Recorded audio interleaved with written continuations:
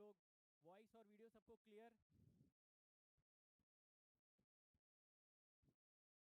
Perfect, चलो बहुत ही बढ़िया।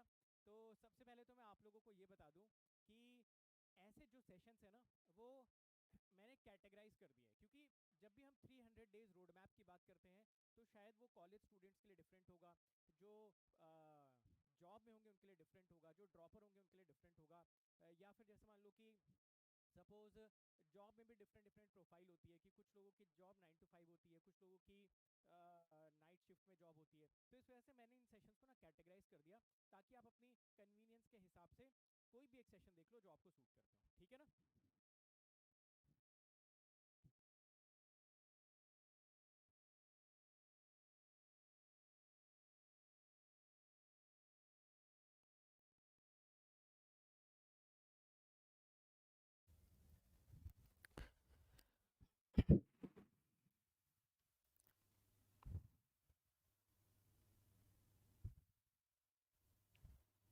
So very good evening everyone. Voice video clear?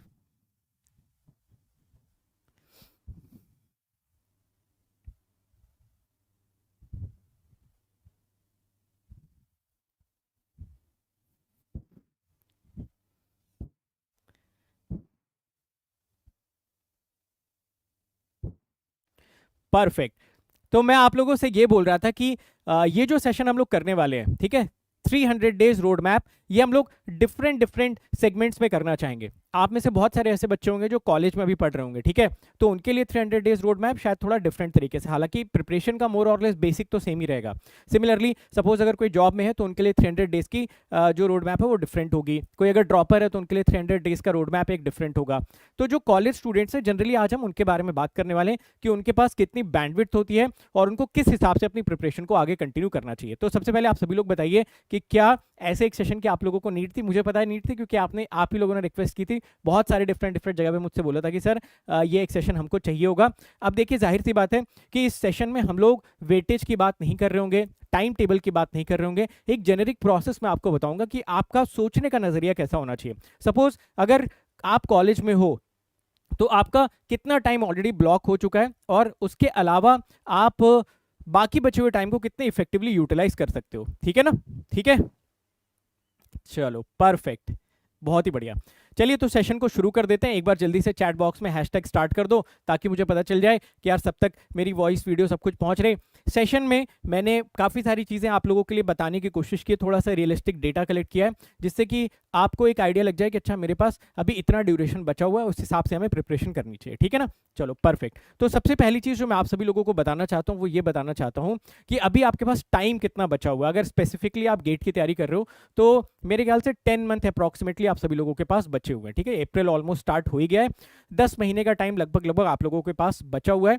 तो 10 मंथ को अगर 30 से आप मल्टीप्लाई कर लो तो 300 दिन ऐसा लगता है हमारे पास बचे हुए हैं। बट एक्चुअल में अगर आप देखो, आप कॉलेज जा रहे हो तो 300 डेज में से कितना टाइम इतना ऐसा बचा हुआ है जो आप अपनी प्रिपरेशन में डिवोट कर सकते हो ऑन द डेली बेसिस, ठीक है। आइए इसके बारे में फिर चर्चा करना हम लोग स्टार्ट करते हैं, ठीक है।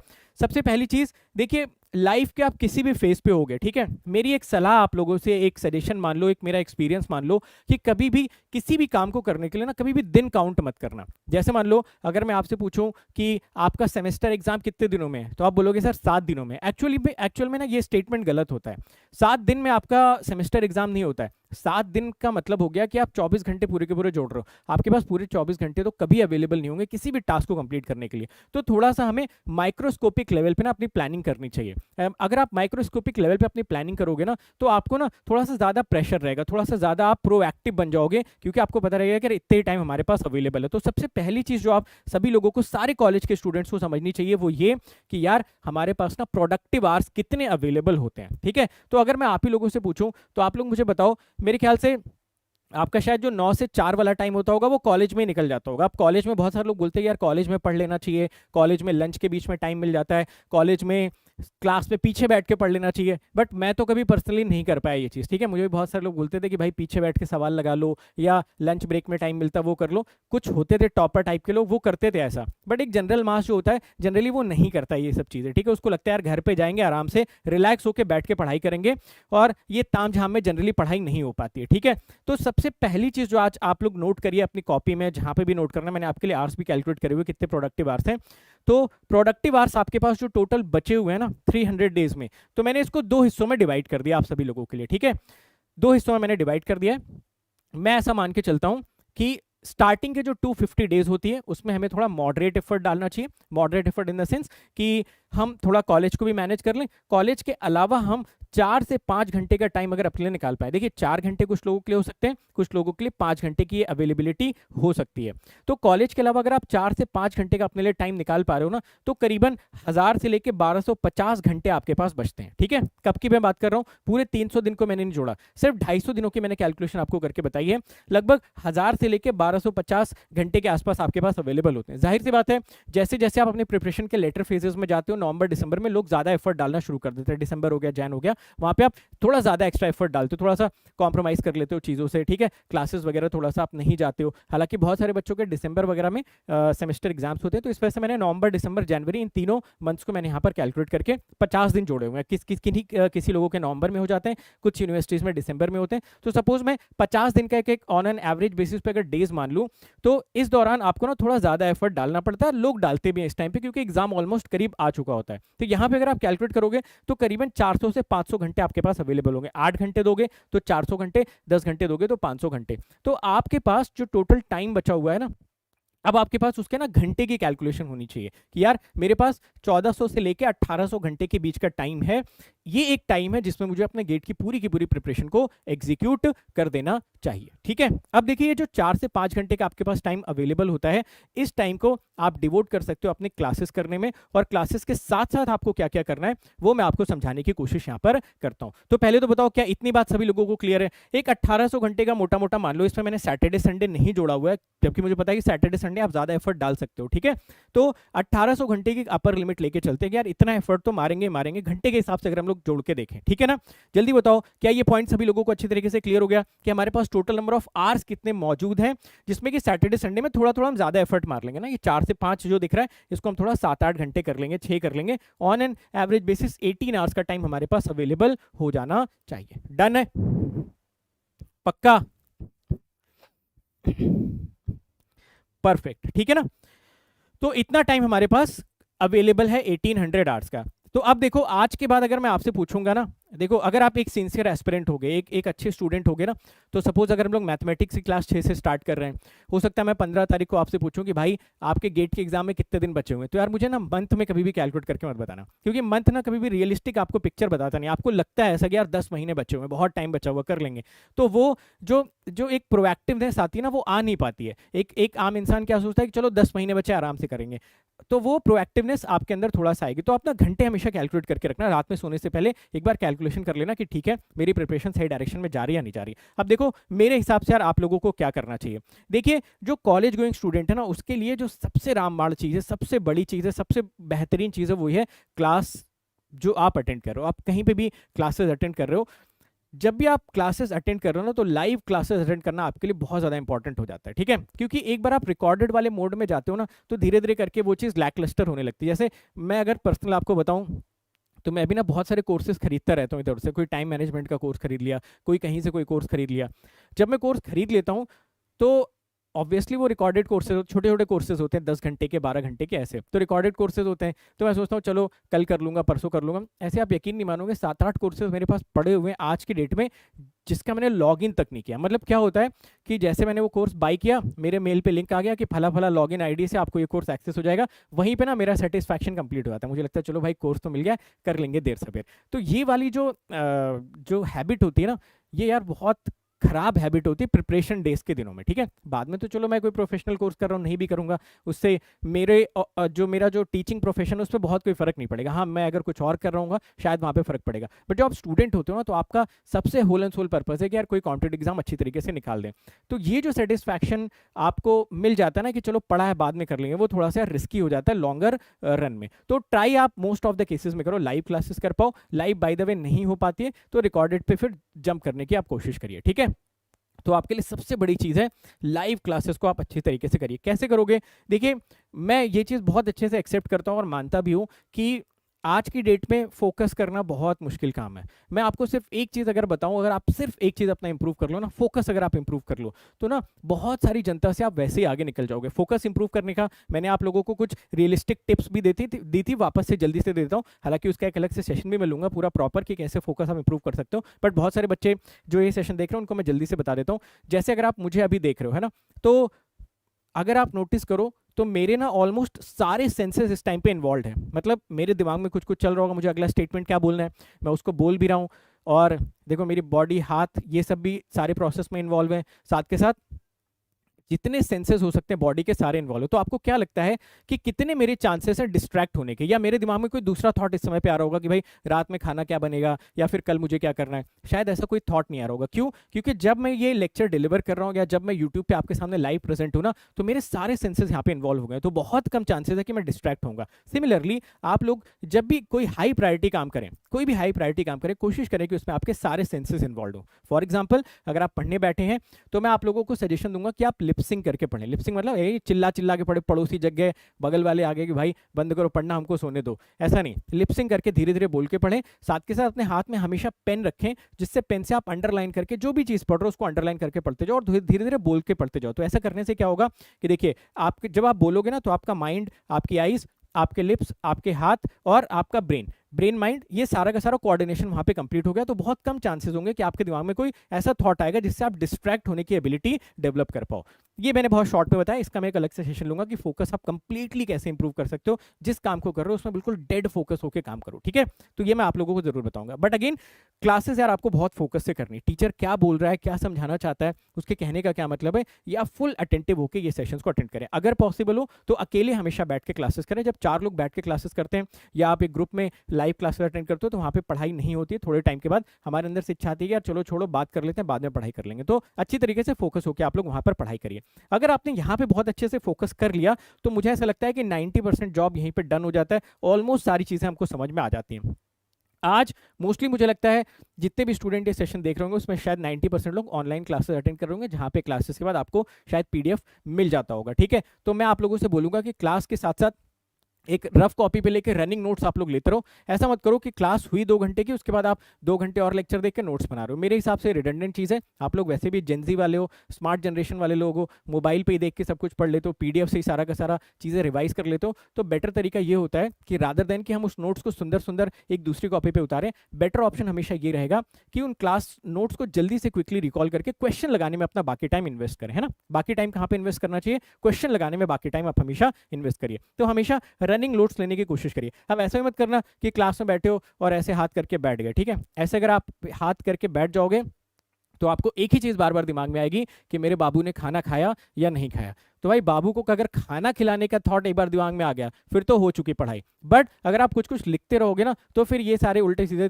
थॉट्स आपके दिमाग में नहीं आएंगे जनरली, ठीक है। जनरली मैं बात कर रहा हूँ। हो सकता है कि कोई बहुत बड़ा आशिक मिजाज आदमी हो कि वो लिख भी रहा है तब भी उसके दिमाग में चल रहा है कि भाई बाबू ने खाना खाया कि नहीं। तो भाई ऐसे लोगों का तो वैसे भी कुछ नहीं हो सकता, बट एक नॉर्मल इंसान की बात कर रहा हूँ, ठीक है। चलिए, उसके बाद आपको क्या करना चाहिए?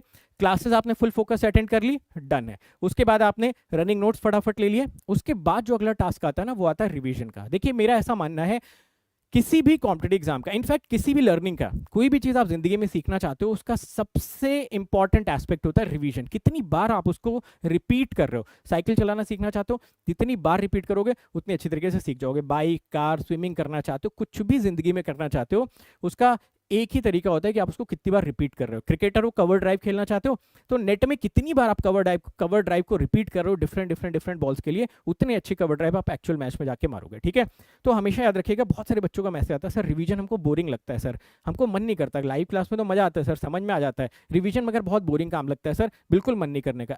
असल अगर मैं आपको बताऊं तो सच में यार ये काम बोरिंग है ना। लाइव क्लास में तो चलो एक्साइटमेंट है, पढ़ लिया, बट हमारा दिमाग ना कभी भी इनकरेज करेगा ही नहीं हमें रिवीजन करने के लिए। बट आप एक चीज सोच के देखिए, छोटी सी बात आप एक सोच के देखिए कि यार लाइफ में ना बहुत बार ऐसी चीजें होती है जो हमें नहीं पसंद होती, बट हमें पता है कि वो हमें बेहतर इंसान बनाएंगे, बेहतर पोजीशन पे लेके जाएंगे, एक बेहतर इंडिविजुअल बनाएंगे, बेहतर प्रोफेशनल बनाएंगे, तो हमें वो काम जरूर करना चाहिए, वेदर वी लाइक इट और नॉट, है ना। मैं आपको एक सिंपल सी चीज बताता हूँ। जैसे मान लो कि अगर आप बोलते हो कि यार ये मेरा पैशन है, ठीक है, गिटार बजाना मेरा पैशन है, बट जब प्रोफेशनली आप गिटार बजाने लगोगे ना तो आप सच में गिटार बजाने को भी एक टाइम के बाद हेट करने लगोगे। बहुत सारे लोग बोलते हैं सर क्रिकेट खेलना मेरा बहुत बड़ा पैशन है, गली मोहल्ले में क्रिकेट खेलोगे दैट इज फाइन, बट जब आप प्रोफेशनल लेवल पे क्रिकेटर बनोगे ना, एक मैच, दो मैच, तीन मैच के बाद आपको वो प्रोफेशन भी उतना ही हेक्टिक लगेगा जितना कोई 9 to 5 जॉब वाला लगता है। तो एक चीज अगर आज की डेट में आप एक्सेप्ट कर लो कि bye the end of the day अगर आप एक बार प्रोफेशनल लाइफ में एंटर कर रहे हो तो यार बहुत बार आपको ऐसी चीजें करनी पड़ेंगी जो आपको पसंद नहीं है बट वो आपको बेहतर इंसान बनाएंगे। तो हमेशा इस चीज की आदत डालिए कि ठीक है भाई मुझे नहीं पसंद है ये, but this will make me a better person, this will make me a better individual, ये मेरी ग्रोथ में हमेशा पार्टिसिपेट करेगी, तो हमें जरूर वो उसके लर्न करनी चाहिए। मेरा हमेशा से ऐसा मानना रहा है, मैंने हमेशा आप लोगों को यही सजेस्ट किया। तो रिवीजन आप जरूर करो भाई, है ना। अकेले रिवीजन करने में प्रॉब्लम आती है, एक ग्रुप बना लो, ठीक है, एक ग्रुप बना लो, व्हाट्सएप ग्रुप बना लो। उसमें देखो ऐसा होता है ना, हर 5 दोस्त के बीच में, 4-5 दोस्तों के बीच में एक बंदा जरूर प्रोएक्टिव होता है। जैसे अगर मैं बताऊं तो मेरी टीम में, सपोज मेरी टीम में 10 लोग हैं तो उसमें से 2 बंदे जरूर ऐसे होंगे जो बहुत प्रोएक्टिव होते हैं। तो आप ऐसे लोगों का ग्रुप बना लो ना जो आपको मोटिवेट करे, जो बोल दे कि भाई जल्दी से इसका रिवीजन कर लो, क्या सब लोगों ने रिवीजन किया कि नहीं, उसको बना दो लीडर कि भाई तुम लीडर हो, तुम आज के बाद से ये लीड करोगे कि सबने रिवाइज किया कि नहीं किया। आप उसमें से कोई स्किल ले लो कि मैं ये ट्रैक कर लूंगा कि सबने पीवाईक्यू किया या नहीं किया। कोई तीसरा बंदा है वो ये ट्रैक कर लेगा कि भाई सबने शॉर्ट नोट्स बनाए कि नहीं बनाए। तो ऐसे करके ना 4-5 लोगों का आप ग्रुप बना सकते हो। यहाँ से आपके पास एक टीम बॉन्डिंग, टीम मैनेजमेंट की स्किल्स भी डेवलप हो जाएगी और साथ के साथ आपको प्रेशर भी रहेगा कि भाई वो बंदा भी पूछेगा कि रिवाइज किया कि नहीं किया। तो ऐसे आप अपने ऊपर प्रेशर डाल सकते हो। ऐसी टेक्निक्स होती हैं, ये जनरली प्रोफेशनल लाइफ में बाद में जाके आप लोग करोगे ही करोगे ना, वहां पे भी कोई काम नहीं करना चाहता तो ऐसे डिफरेंट लीडर्स होते हैं जो आपको बोलेंगे कि भाई ये काम तुमने किया कि नहीं किया। तो ऐसे करके आप प्रोसीड कर सकते हो। अच्छा, रिवीजन करना कैसे, क्लास नोट्स हमने पढ़ लिया बहुत अच्छी तरीके से, फोकस से रनिंग नोट्स ले लिए। अब जब आप रिवीजन कर रहे हो ना तो जो पीडीएफ आपको मिल गई और जो आपने रनिंग नोट्स लिए हुए हैं उसको ना क्विकली बस एक बार गो थ्रू कर लो। कब करना है भाई, इमीडिएटली लेक्चर के बाद, ठीक है। जैसे सपोज आपने रात में 8 से 10 एक लेक्चर अटेंड किया तो यार थोड़ा सा जिगरा और स्ट्रॉन्ग करो, 10 मिनट बस बैठ जाओ, 10 मिनट बैठना, बस पन्ने पलटने, ठीक है, कुछ लिखना नहीं है, पन्ने पलटने, कॉन्सेंट्रेशन उसको देखो, सर ने ये बताया था, ये फॉर्मूला बताया था, उसको रनिंग फॉर्म में आप लेते जाओ। जो आप क्विक रिवीजन करते हो ना तो मैं आपको एक कर्व दिखाता हूँ, ठीक है, बड़ा फेमस कर्व, काफी बार मैं आप लोगों को बता चुका हूँ बट बहुत बार बहुत सारे लोग नया नया सेशन देखते हैं। ये ना एक एबिंगस कर्व होता है, एबिंगस फॉरगेटिंग कर्व, बड़ा फेमस कर्व होता है। ये देखो क्या बोलता है कि सपोज अभी अभी आपने कोई स्किल सीखी, 100% आपकी लर्निंग है, ठीक है, एक दिन के बाद देखो लर्निंग कितने परसेंट रह गई, 60%। 2 दिन के बाद लर्निंग देखो कितने परसेंट हो गई, 38% के आसपास। 3 दिन के बाद ये लर्निंग 20%। यानी कि अगर आपने इमीडिएटली रिवाइज नहीं करा ना तो जस्ट आफ्टर 3 डेज आपकी लर्निंग सिर्फ 20% रह जाती है। और ये कहीं ना कहीं ना सीखने के बराबर ही है। भैया आपने सीखा, मेहनत करी, क्लास में अटेंड किए, 20 दिन के बाद वापस से वही 0 पे आ गए, उसका कोई फायदा नहीं है, ठीक है, कोई फायदा नहीं उसका। बेटर ऑप्शन है कि आप क्विकली उसको जरूर रिवाइज कर लें। उसके बाद आप में से कितने लोग ऐसे हैं जो सैटरडे संडे फ्री रहते हैं या एटलीस्ट संडे फ्री रहते हैं, एक बार बताना जरा।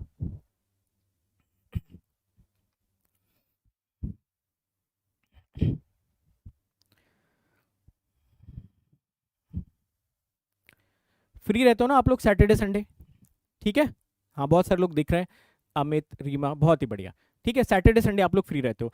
तो सैटरडे संडे एक शेड्यूल बना लो ना पीरियोडिक रिवीजन का, ठीक है, एक क्विक रिवीजन किया, क्विक रिवीजन करने के बाद जितना भी हमने 5 दिन में पढ़ाई करी ना उसका सैटरडे संडे प्रॉपर एक बार और रिवीजन कर लेना, प्रॉपर रिवीजन करना, ठीक है। उसमें आप टिप्स भी लिख लो, उसमें आपको कुछ अच्छे पॉइंट्स लगते हैं, उन पॉइंट्स को आप कहीं पे नोट डाउन कर लो। ये चीज़ आपको हमेशा पीरियोडिकली करनी है। जब आप पीरियोडिक रिवीजन करोगे तभी आप चीज़ों को लंबे समय तक रिटेन कर पाओगे। अगर पीरियोडिक रिवीजन नहीं करोगे तो चीज़ें यार लंबे समय तक कभी रिटेन नहीं रहेंगी। तो एक क्विक रिवीजन हो गया जो क्लास की इमीडिएटली बाद होगा, और उसके बाद आपको क्या करना चाहिए, पीरियोडिक रिवीजन करना चाहिए। अब इसी सैटरडे संडे में आपको क्या करना चाहिए ना, जो 5 दिन आपने पढ़ा हुआ है उसी 5 दिन का पीवाईक्यू आप इसी सैटरडे संडे में लगाइए। देखिए आपको डेली पीवाईक्यू लगाने की जरूरत नहीं है, आप कॉलेज स्टूडेंट्स हो, आपके पास वैसे ही बहुत ज्यादा वर्कलोड है, तो आपका सिंपल सा 2 फंडा होना चाहिए कि मैं क्लासेस करूंगा, उसका क्विक रिवीजन करूंगा, क्लास के साथ जो डेली प्रैक्टिस प्रॉब्लम मिलेगी उसको मैं डेली बेसिस पे सॉल्व करने की कोशिश करूंगा। 50% ही कर लो, 100% नहीं कर पा रहे हो, 50% भी कर लोगे तो एक प्रैक्टिस हो जाएगी। देखो एक क्लास नोट्स के क्वेश्चन तो आप करोगे ही करोगे, जो क्लास में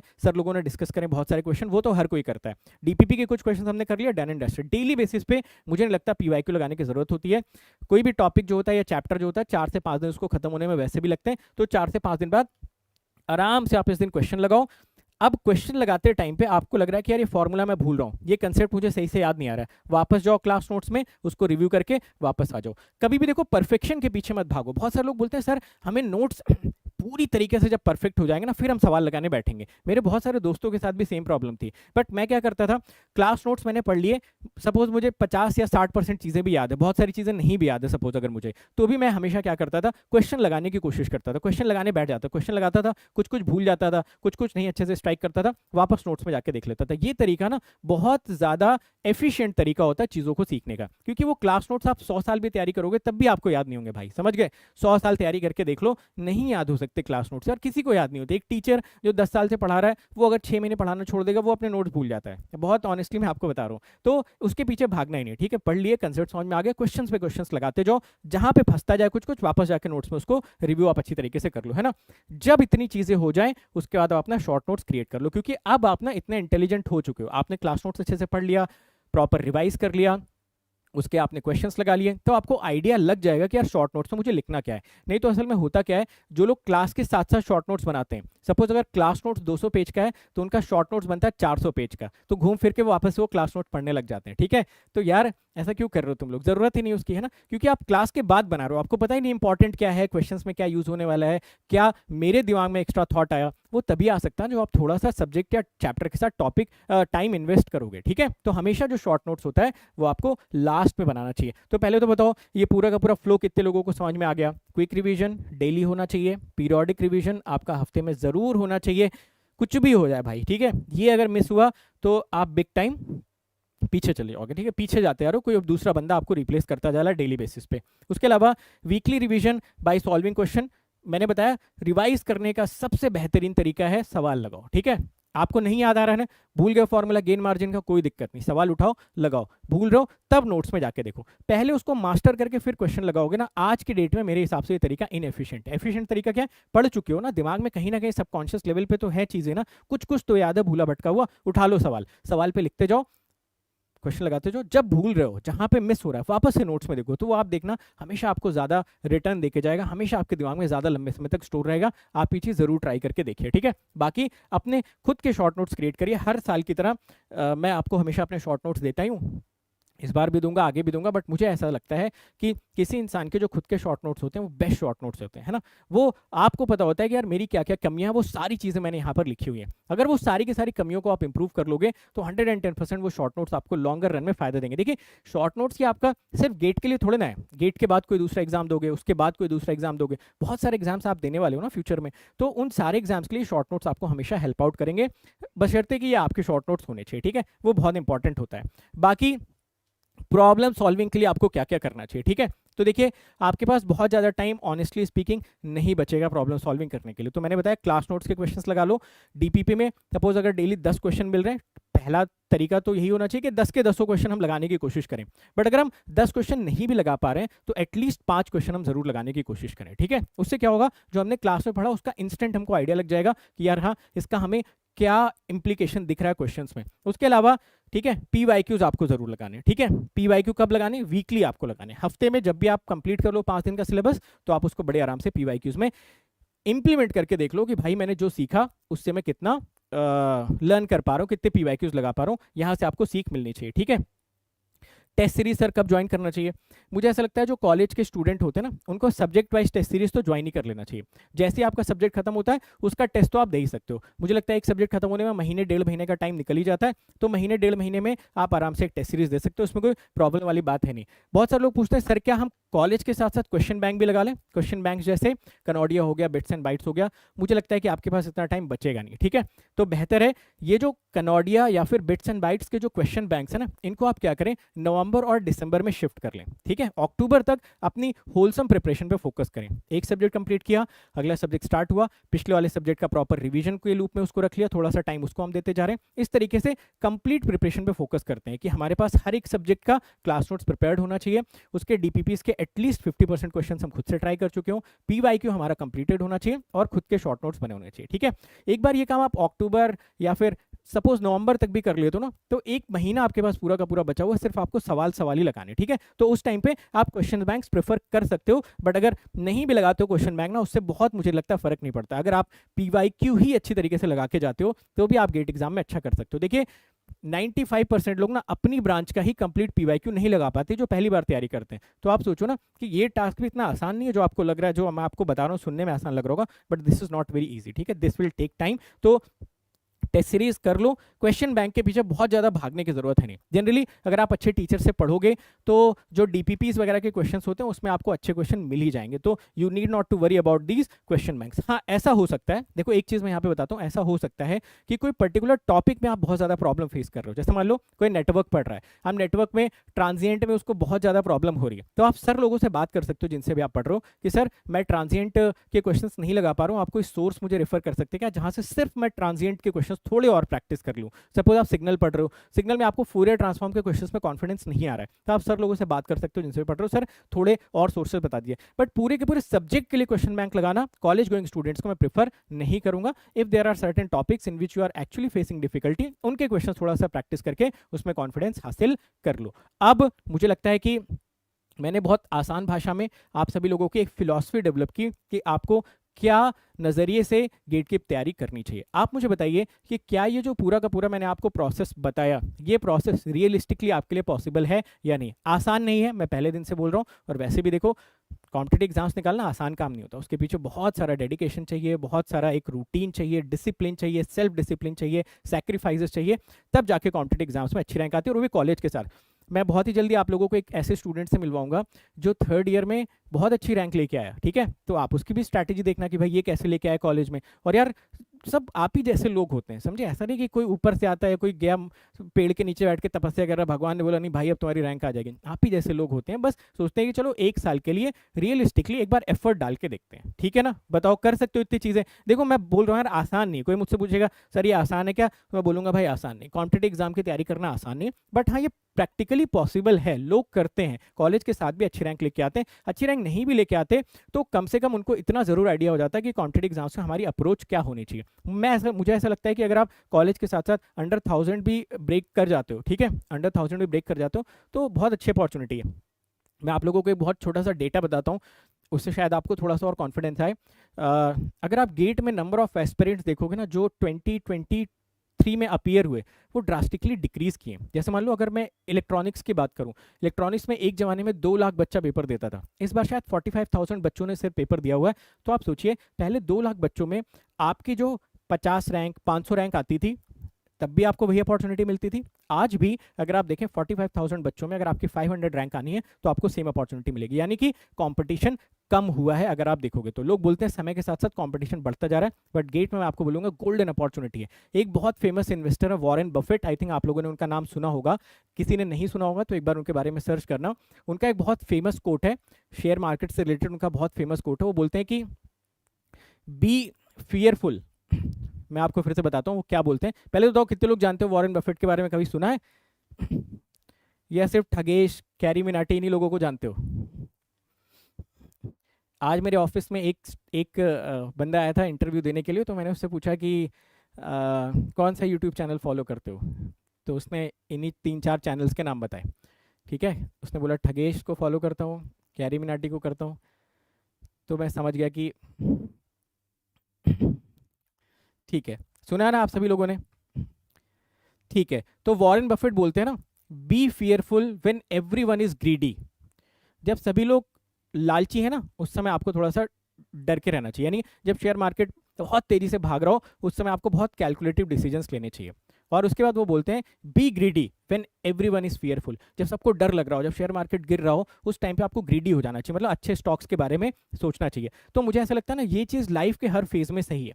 जहां पर भी लोग बहुत ज़्यादा फियरफुल हैं, मतलब वहां पे आप ही जैसे बहुत सारे लोग हैं जो फियरफुल हैं, उसमें अगर आप थोड़ा सा ग्रीडी हो जाओ, ग्रीडी इन द सेंस कि आप थोड़ा ज़्यादा एफर्ट लगा दो, थोड़ा सा ज़्यादा पुश करो अपने आप को, तो आप की प्रोबेबिलिटी हमेशा सक्सेस की ज़्यादा हो जाएगी। बट जहाँ पे सारे लोग दौड़ रहे हैं एक साथ, है ना, बहुत सारे लोग हैं, जहाँ पे हर कोई ग्रीडी है, तो वहाँ पे आप थोड़ा सा फियरफुल भी हो सकते हो कि चलो ठीक है भाई, सब लोग दौड़ रहे हैं, कोई बात नहीं, हम नेक्स्ट टाइम पे ट्राई कर सकते हैं। तो मेरा सजेशन यही आप सभी लोगों से है कि अब शायद वो टाइम आ गया जहां पर अगर आप थोड़ा कम एफर्ट भी डालोगे ना, तो भी अच्छी रैंक आने की पॉसिबिलिटी बन जाती है। और अगेन 500 रैंक 400 रैंक पे जो पहले अपॉर्चुनिटी मिलती थी, वही आपको भी मिलने वाली है। तो अगर मैं पूरे के पूरे सेशन को समअप करूं, तो मैं वापस से समअप करता हूं, आप सभी लोगों के पास रियलिस्टिकली 1800 घंटे के आसपास बचे हुए हैं। इसको एज अ प्रोएक्टिवनेस लेना, ठीक है, ये आपको लेजी नहीं बनने देगा, आपको पुश करेगा कि भाई एफर्ट मारा भी करना, 1800 घंटे में से एक एक घंटे मेरे बीतते जा रहे हैं, तो ये आपको लेजी बनने नहीं देगा। सेकेंडली, क्लास को बहुत प्रॉपर अटेंटिव तरीके से करिए, क्विक रिविजन करिए डेली बेसिस पर, पीरियोडिक रिवीजन आपको वीकली करना है। Revision is a boring process, उसका मैंने आपको एक तरीका बताया, 4-5 लोगों का ग्रुप बना लो, व्हाट्सएप ग्रुप बना लो, एक एक बंदे को एक एक चीज का लीडर बना दो कि भाई तू इस चीज को ट्रैक करेगा। इफ पॉसिबल अगर वो डिफरेंट ब्रांच के हो जाए तो और भी अच्छा है, क्योंकि सेम ब्रांच के लोगों में लड़ाई हो जाती है, क्योंकि उसमें लगता है कि भाई इस बंदे को मुझसे ज्यादा आता है। तो बेहतर पॉसिबिलिटी ये होती है कि आप एक मैकेनिकल सिविल ऐसे करके 4-5 दोस्तों का ग्रुप बना लो, तो उसमें कभी कॉन्फ्लिक्ट आएगा नहीं, ठीक है। अब ईसी के 4 लोग ग्रुप बना लोगे, एक उसमें पढ़ने में तेज है, एक नहीं है, तो जो नहीं है वो डिमोटिवेट हो जाएगा थोड़े टाइम के बाद, और जो तेज है वो फिर बोलेगा कि भाई रहने दो इन लोगों को, मैं आगे निकल जाता हूँ। तो अलग अलग ब्रांचेस का ग्रुप बना लो, वहाँ पे आप ऐसा डिवाइड कर लो कि ये चीज़ें हमको कर लेनी चाहिए। क्वेश्चन आपको कहाँ कहाँ से लगाने चाहिए? क्वेश्चन आपको लगाने के लिए क्लास नोट्स के क्वेश्चन लगा लो, डीपीपी के मिनिमम 50% क्वेश्चन लगा लो, और पीवाईक्यू पूरा कंप्लीट कर लो भाई, कम से कम अपनी ब्रांच का, ठीक है। इतना भी अगर कर लेते हो तो मुझे ऐसा लगता है कि आप बहुत आसानी से अंडर 1000 ब्रेक कर जाओगे, मतलब कोई रोक नहीं सकता इस चीज़ को करने से आपको। हाँ, बाकी आपकी मेहनत है, आपकी किस्मत, आपकी स्किल है कि आप इसमें कितना ज़्यादा इंप्रूवमेंट ला सकते हो, कितनी अच्छी और रैंक आगे जाके हासिल कर सकते हो, ठीक है। चलो, तो कितने लोगों को समझ में आ गई ये स्ट्रैटेजी? बोलो।